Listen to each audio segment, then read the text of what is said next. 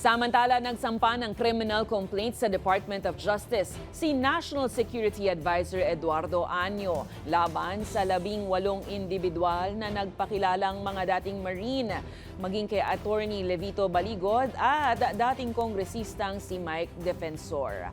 Kaugnay ito ng mga paratang na siya umano ay sangkot sa pagtanggap ng illegal na cash delivery para sa mga opisyal ng pamahalaan.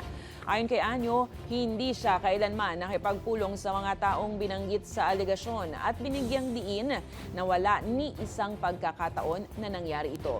Samantala, sinimulan naman ng National Bureau of Investigation ang pagsisiyasat sa mga alegasyon ng 18 individual ng nagpakilalang Marines. Ayon kay NBI Director Melvin Matibag, susuriin ng ahensya ang kredibilidad ng mga naghain ng reklamo at ang katotohanan ng kanilang mga pahayag. Dagdag niya, kasama sa investigasyon ng mga personalidad na posibleng nasa likod ng mga paratang, kabilang na ang mga nasangkot sa press conference kung saan inihayag ang mga alegasyon.